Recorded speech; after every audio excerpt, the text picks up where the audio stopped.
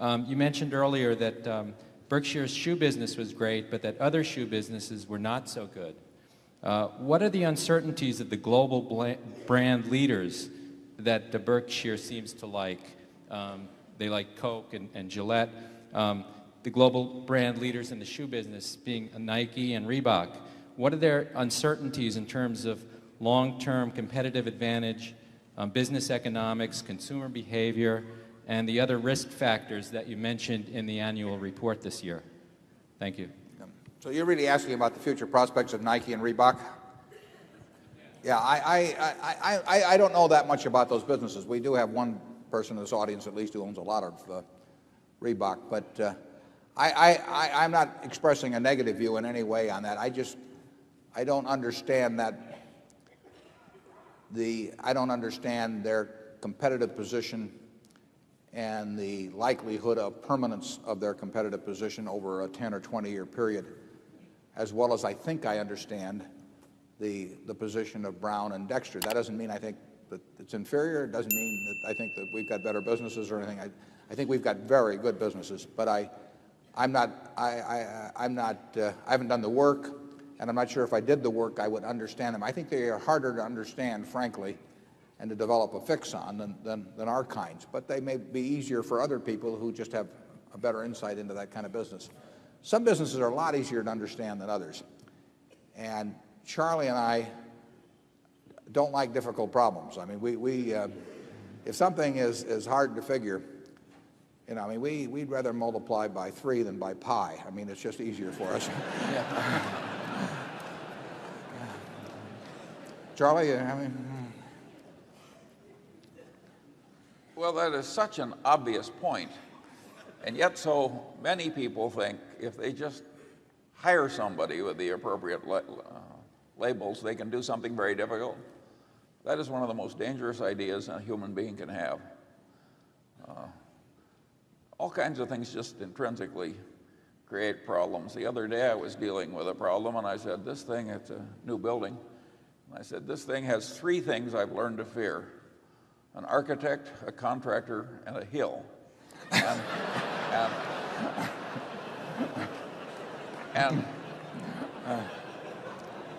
if you go at life like that, I think you at least make fewer mistakes than people who think they can do anything by just hiring somebody with a label.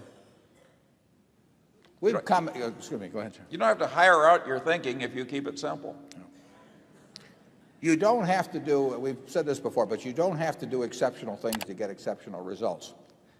And some people think that if you jump over a 7-foot bar, that the ribbon they pin on you is going to be worth more money than if you step over a 1-foot bar. And it just isn't true in the investment world at all.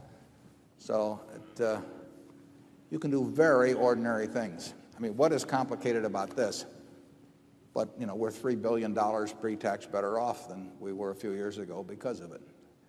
There's nothing that I know about that product or its distribution system, its finances, or anything that really hundreds of thousands or millions of people aren't capable of, that they don't already know. They just don't do anything about it.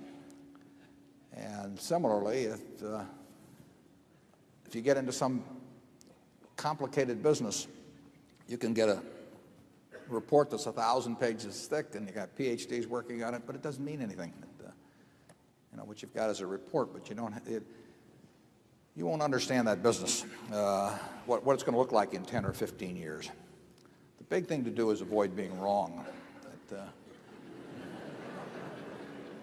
There's some things that are so intrinsically dangerous.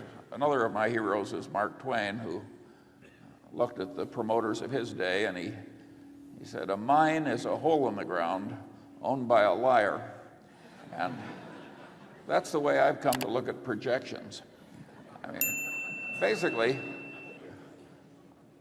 I can remember Warren and I were offered $2 million worth of projections once in the course of buying a business, and the book was this thick. And for nothing. And we were given it for nothing, and we wouldn't open it. You know, we'd almost pay $2 million not to look at it. It's ridiculous. I do not understand why any buyer of a business looks at a bunch of projections put together by a seller or his agent. Or his agent. I mean, you can almost say that it's naive to think that that has any utility whatsoever. We just are not interested. If we don't have some idea ourselves of what we think the future is, to sit there and listen to some other guy who's trying to sell us the business or get a commission on it, tell us what the future is going to be, like I say, it's very naive. Yeah, and 5 years out. Yeah. We had a line in the report one time, don't ask the barber whether you need a haircut. And it's quite applicable to projections by sellers of businesses.